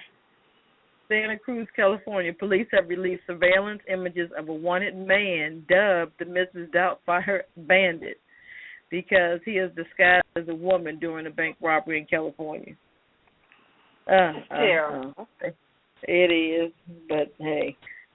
Yep, Miss Doubtfire movie. Yep, that's all I got. Well, I got another one for you.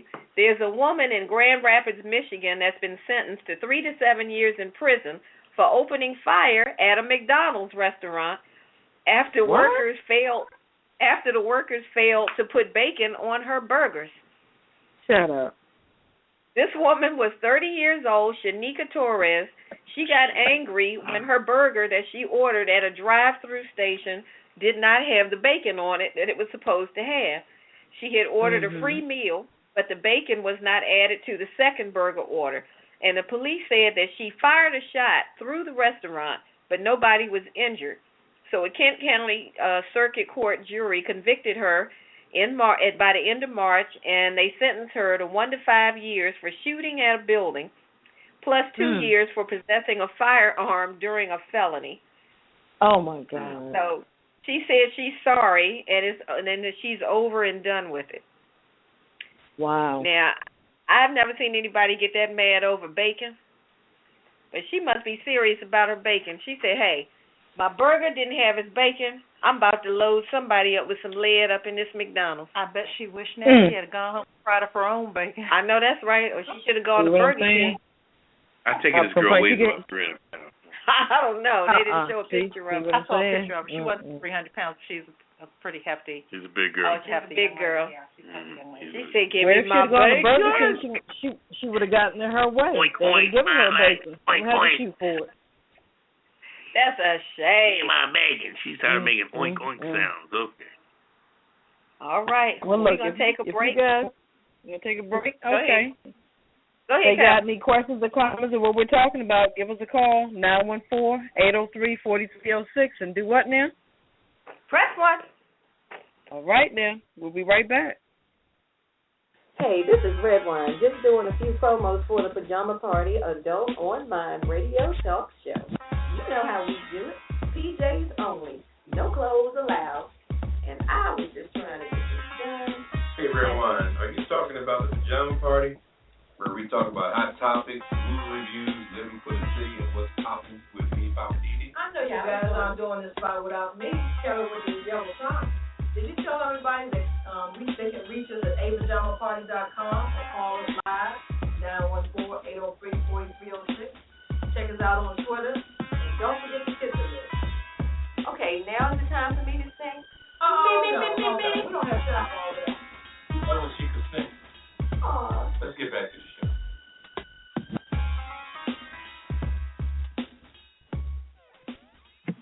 Welcome back to the Pajama Party. I'm one of the hosts, Poppa DD. I'm here with Ketel.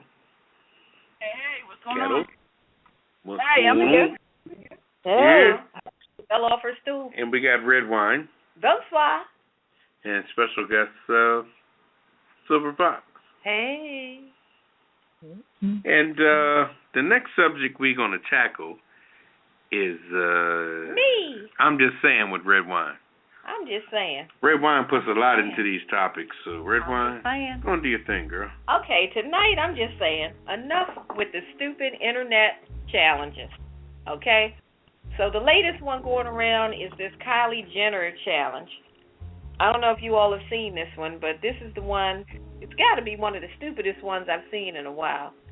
This is the one where you got kids and maybe even some grown people sticking their lips in a shot glass, and then you suck the air out to create a vacuum, which makes your lips look like you've had Botox, if it works out right. Now, for many people, it doesn't. And I've seen the pictures where people's lips end up looking real crazy, and some people end up injured, in need of a doctor, and some more stuff. And they're doing all this to get thick lips. Now, black people have had thick lips naturally, but you got black people that are participating in this ridiculous internet challenge. Yeah, it's almost funny, and it would be funny if it wasn't so sad and pathetic. People are just so gullible and so quick to follow any new trend for the sake of achieving a look. I've seen some of the pictures that would make you cry at the sheer stupidity of our young people that are participating in this craziness. So I'm just saying to the parents, back in the day, I remember when my parents used to tell me, if your friends jump off of a cliff, are you going to jump too? And of course the answer was no. But nowadays it looks like these kids would have to say yes on their way over the edge. You'd hear them going, yes, on their way over the edge of the cliff. I'm just saying. Now, there was a trend last year where they were doing a challenge where you set yourself on fire. I think they were using nail polish remover or something like that. I don't know. I thought that was the stupidest thing I had seen at that time. Then with the lip thing, I'm like, okay, I think this might top the set yourself on fire thing. People are putting this stuff on YouTube. They take pictures, post it all over all the social media things, share it with their friends. And I'm saying with the fire thing, how crazy is that to set yourself on fire just to entertain your friends? Really? I'm just saying, people, get a hobby that does not cause you to harm or disfigure yourself. It wasn't bad enough that you were taking 1 million selfies a month and posting them to every form of social media that's known to man. Now you want to post videos and pictures of your swollen lips? I've seen butt implants gone wrong, people going to hotels for Botox parties, from people that are not even real doctors, not certified to do these procedures, but hey, that's another topic. So all I'm saying is that when the next internet challenge comes along where people are jumping off of cliffs, I hope these kids don't join that challenge. Sadly, I don't put it past them. Those lip challenges are just the latest round of online stupidity, and I, for one, am tired of it. Actually, I'm tired of all of it. I mean, it's fine to have fun doing things online, doing some of these challenges and stuff, but the ones that you can actually hurt yourself, come on, y'all, get real. Why would you stick your lips in something and make your lips all swollen, cracked up, swollen up, looking crazy? Some of those pictures, these kids look like they need to be hospitalized. It is ridiculous. And for those of you who have, I'm not even going to say black people, I'm going to just say people who have naturally thick lips, why are you doing this? I really would like to understand that. Why are you doing this? Is it just because you see it online and you think you have to be involved? You don't have to do everything you see everybody else do. Don't fall into that monkey see, monkey do routine. And to the parents, I say, get your kids and get your life. To quote my girl Tamar, get your life.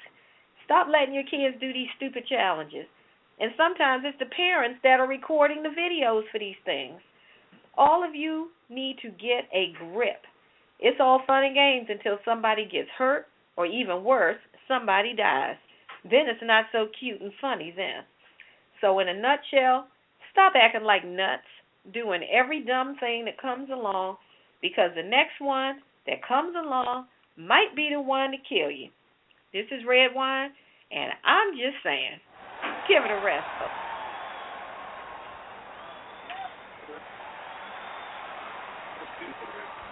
I'm just saying. This stuff is out of hand. What you think, Silver Fox? Well, from what I can tell, it's a lot of the younger generation.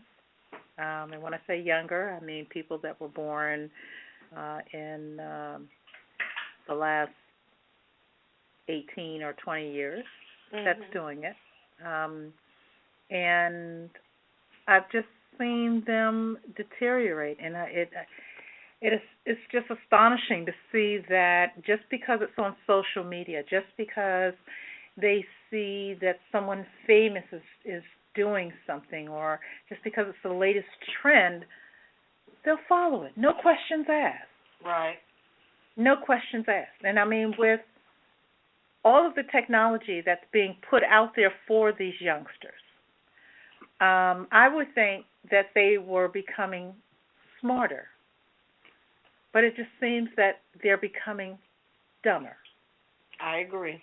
And I mean, not so much as, their grades or anything like that, but just in their actions, One thing that I've learned is that just because you have book smarts doesn't mean that you have common sense. I'd rather have common sense than to have book smarts, okay? And a lot of these youngsters out here, they just seem that they do not think first, and they don't understand that their actions have consequences. You're right about it. Actions have consequences, and sometimes those consequences are a lifetime penalty. And is it worth it? Well, That's what you gotta think unfortunately, about. some of them just have to learn things the hard way. Wow. I don't know what to say. Well, what you got, Poppa DD, living for the city? Living for the city. This is another segment I'm going to talk about, living for the city. Let's talk about relationships tonight. All right, break it down. Let's talk about mole and control. Uh-oh. How about that?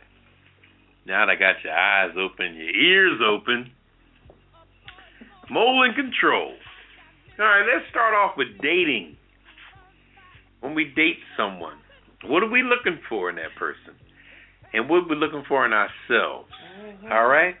Well, let's talk about the physical aspect, the romantic aspect, the eccentric aspect, the sensuous aspect.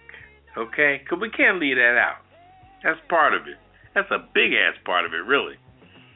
You can always talk about mother, father, sister, brother, niece, nephew, all that jazz. That's normal conversation. What are you, Baptist? What are you, Catholic? What are you, Roman Catholic? I'm a Roman Catholic Jew. I'm a Southern Baptist. That's conversation all day long. But when you talk about the sensuality, the sexuality, the romance, what do you like, what do they like? Usually when people first meet each other, when somebody talks about something sensuous or sexual too soon, the other person may say, why are you talking about that so soon? I can't believe you. What, you out for sex or something? The person may not be out for sex. Maybe you putting the sensuous conversation before the aunts, the uncles, the nieces, the nephew, the kids, the children, and all the rest of that common bullshit. Okay? No disrespect. All right? When you meet someone, always understand that you first must be a good judge of character. Okay?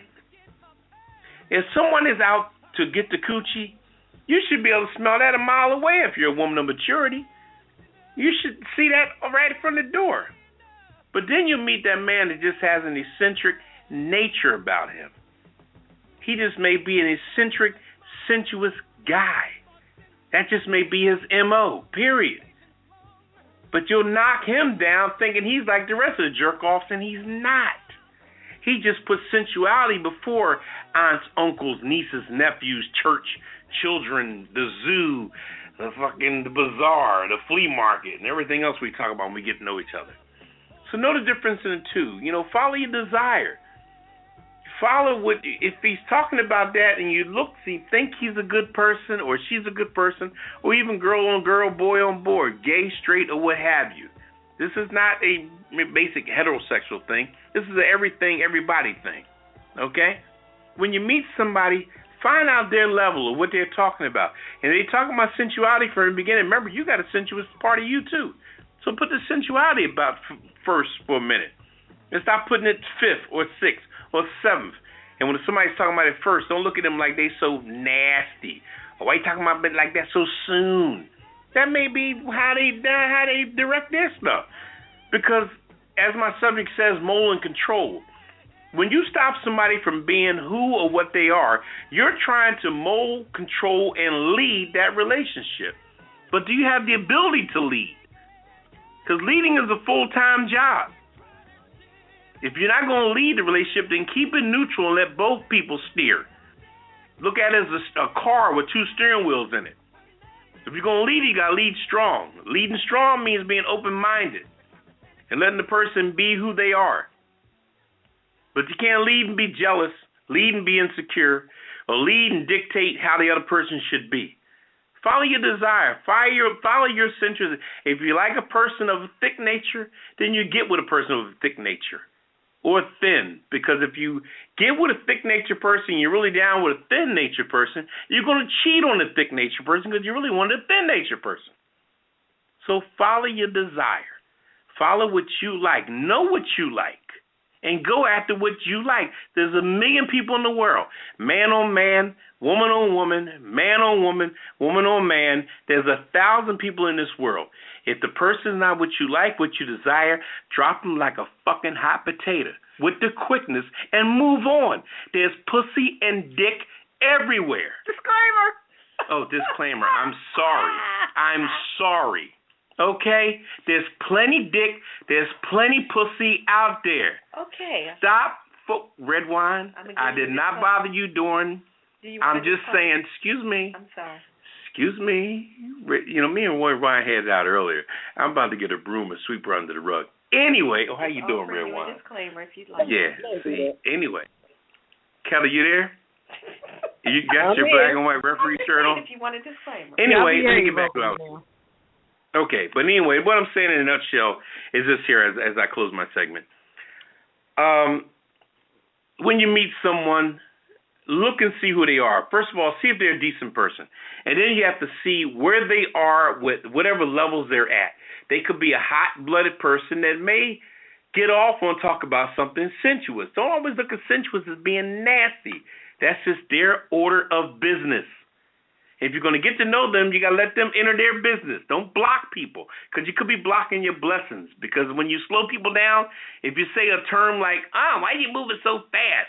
Well, they may turn to you and say, why the hell are you moving so goddamn slow? You know what I mean? So think about your speed and their speed and find something in the middle. Stop thinking people are overzealous and moving fast because you want to take it slow. Because after a while, they may wait for your slowness. But after a while, when they get with you, your slowness may be like a stick in the mud. Okay? They waited 6-7 months to get with you, and you were boring. You were a fucking dud. Okay? So don't waste people's time. Check out the sensuality. Meet it halfway. If somebody's telling you're telling somebody to slow down, you might want to step up.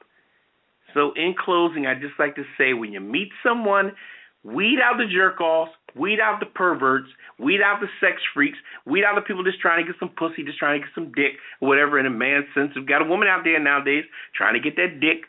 If you're trying to get the dick and you want more, then you need to avoid her as well. But I'm just saying, once you find somebody on a mellow level, y'all should both compromise. Don't always say slow down. It may be your ass that needs to speed up. Okay? I don't want to quote Redwine, but I'm just saying. So check it out. And when somebody don't appeal to you, kick them to the damn curb. Anyway, I'm done. I'm done. All right, Ketel. Hollywood wrap up. Yeah. Ooh, boy. I gotta regroup after that one. Okay. Ooh. All right, Papa. I'm gonna give you that one. You got that. Okay. I appreciate it. On this Hollywood wrap up, we got a few things. Yeah, I'm all right. I'm trying to get it together. Gwyneth Paltrow files for divorce finally from Chris Martin. I thought they were already divorced, but she just filed. So I mean, it says according to the source, the couple would be citing differences or whatever. I'm trying to regroup from Pop. I'm trying to come back. Irreconcilable differences. Yeah, thank you. They broke up for that reason, so they called me quits. But they still vacation together with their kids. They have a 10-year-old daughter and a 7-year-old son. So, but they still. That's a good thing because you do it for the children. Yeah, I guess so. I guess they're a modern family, I guess, quote unquote. So, okay. And also Amy Schumer, the actress and comedian who recently she did the hilarious hosting. She hosted the MTV Movie Awards. Check this out. She dropped to the floor and bowed down to the power couple, which is Kanye West and Kim Kardashian. And I guess it was a thing of admiration or whatever, but she just fell to the ground, and they looked at her like she was crazy. But Amy Schumer, she is crazy. You guys have to look her up. She's an actress and comedian. Matter of fact, she has her own sketch show called Inside Amy Schumer. It comes on Tuesday night, so you guys have to check that out. Yeah, they say she's really funny. I haven't seen her. Very funny. I mean, she's off the chain. She needs a lot of disclaimers, so that's why she comes on 11 or 12 o'clock at night. And Sandra Bullock, People magazine named her most beautiful, world's most beautiful. All right, now. She's 50 and fabulous. She got a 5-year-old son.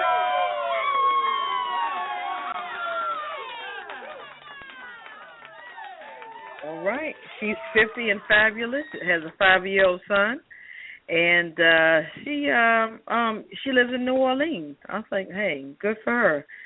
The magazine issue comes out on May the 4th, 2015, and they also named 192 other beauties. Taraji P. Henson was part of it, and Laverne Cox. I believe she's from The Orange is the New Black. Yeah. So, yeah, they were named also in that World's Most Beautiful Women. And also YouTube has an anniversary. YouTube turns 10 years old. It's a video sharing site which boasts over 1 billion users, 300 video every minute of the day, including music clips, cartoons, exercise manuals, and movies. YouTube was sold to Google in 2006. Guess how much? You guys got any guess out there? 10 million. Keep going. 20 million. How about you, Silver Fox? What do you think? How much? 150 million. What you think, Papa? I'll say about 30 million. Y'all better sit down. Okay. 1.6 billion. Billion. Dollars. Wow. 1.6 billion. Yes, indeed. And that's a lot of money. Money. That's what I'm talking about. That's my Hollywood wrap up. I can't even speak no more. Woo! That's what a lot you got of on money. that end? Mhm. We need to hit these celebrity birthdays. Oh, yeah. We got some celebrity birthdays, and you got to cover them for this week. On April 20th, we have my main sexy. Oh, Jesus. Do you need a disclaimer? No, you don't have to disclaimer. That's what you need. Give me a glass of ice cold water. That's what I was saying earlier. Mama. Saying earlier. Shema.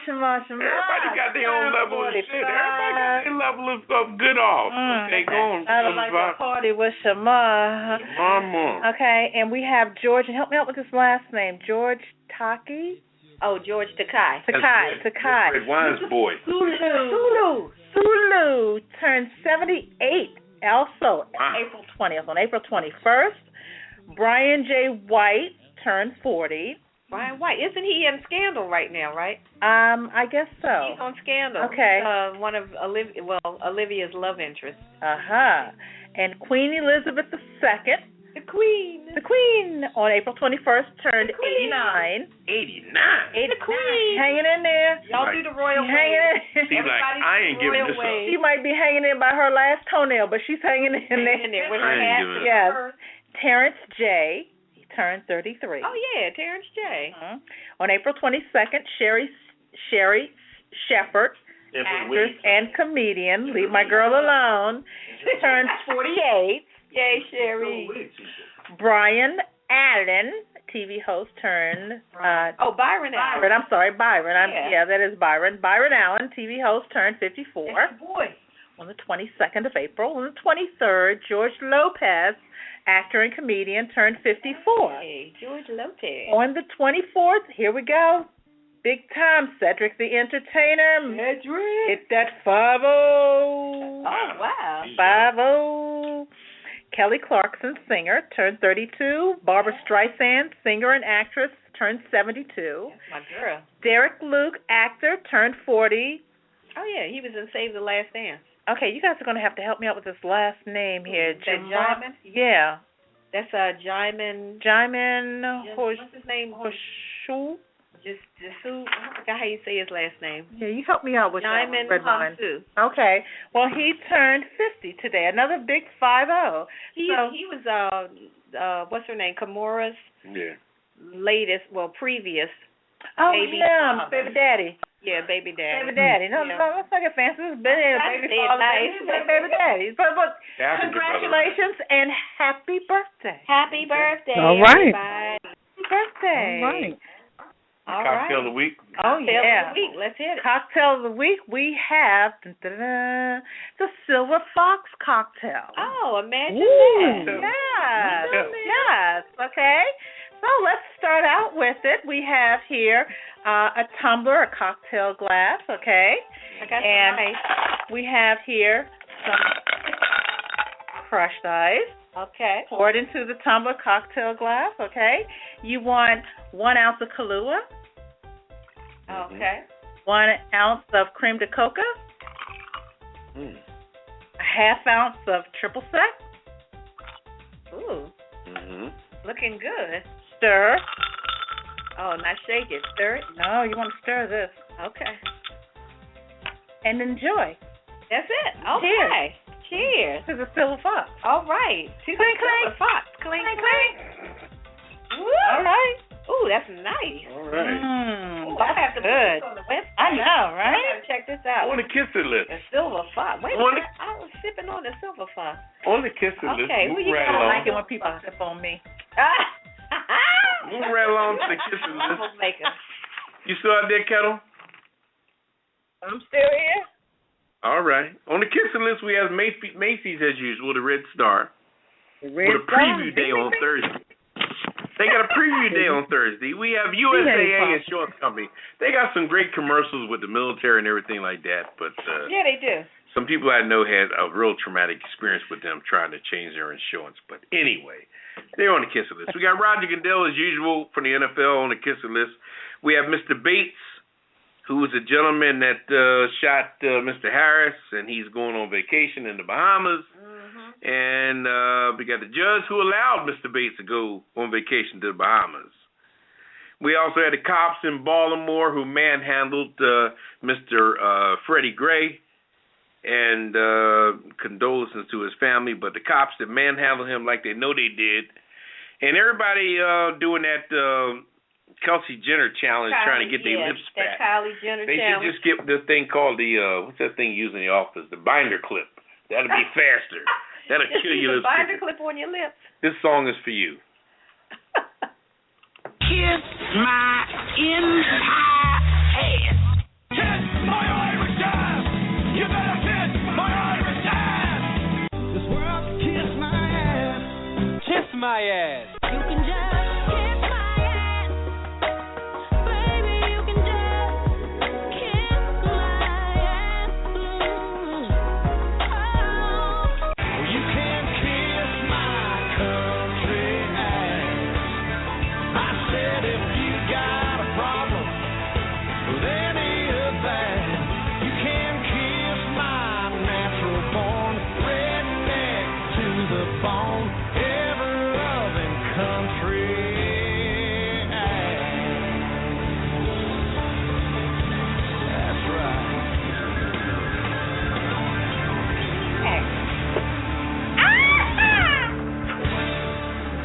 Yeah, that's the kissing song for everybody on the kissing list tonight. We're going to start with Silver Fox with the last word for the night. Silver Fox, what you got to say about the life, people, things, whatever? Well, first and foremost, thank you so much for having me on tonight. As usual, it's a pleasure hanging out with you all. Ketel One, again, that APB is still out on you. You must return home. You must return home.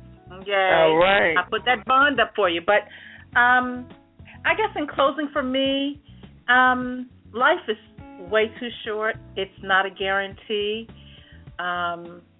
Live it the way you want to. Love the way you want to. Love who you want to. And just smile and thank God each and every day that you wake up that He rolled you up, protected you, and filled your life. And again, thank you so much. Oh, I love these people. Oh, we love you too, Silver Fox. My final word for the night, Poppa DD, is, like I said, there again to the Gray family in Baltimore. You know, another one is the victim of the crap that goes on, driving while black or just being a black man today. And it's going to stop because after a while it's going to come to a head. God is letting it happen in the four corners of the world, which is getting focused on all around. And also back to a relationship issue, you know, if somebody's not suiting your fancy, kick them to the goddamn curb with the quickness. Like I said earlier, there's plenty dick and plenty vagina out there. So let yourself be free. Don't be afraid to drop the dick to the side or kick the vagina to the curb. That's it for me. And on that note, Ketel, what's your last word? My last word, my usual. Love, peace, and strength to the world because we need it. Thanks to the new, present, future listeners of the Pajama Party. We got some exciting things coming up in June. We got a 1-year anniversary, but we'll tell you more about that later. Also, one last note. Congrats to Loretta Lynch for finally getting through. We're proud Girl of you. power. Girl power. All right. What's your last and my word, last word is, I'm sorry, my last word is just, thanks to everybody that listens to the show. We just want to remind everybody, we'll give you some more information. You can check our website probably in the next week. We're celebrating our 1-year anniversary coming up in June. The Pajama Party will turn 1 year old. This baby is walking and talking and got a tooth. So we're going to celebrate next month. And we'll let you know more about that. Hope everybody will come out and celebrate with us. We're going to have a good time as we always do. You know how we roll. It's PJs only, no clothes allowed, grown and sexy. And one last thing, y'all, look, stop doing these crazy internet challenges. You know, if it looks crazy, it probably is. Let it go. Some things you just have to read and say, that's crazy. Pass on it. So, hey, love everybody. Thanks for listening. Tell a friend, bring a friend. We love you guys for your support. And with that, I say good night. Say good night, everybody. Good night. Good night. Good night. See you next week. Initiating shutdown sequence. Is it all over, Rock? I guess so. I bid you farewell, arrivederci, sayonara, and all that sort of jazz. Well, when you gotta go, you gotta go. Well, good night. Yabiko. Sana. I regret to announce this is the end. I'm going now. Good night, and good luck. Was it as good for you as it was for me? Now give me a kiss and say good night. Good night. Good night. Thank you. Goodbye now. Goodbye. Goodbye. Thank you. Goodbye. Thank you for attending our show, and good night. Pajama Party, grown and sexy.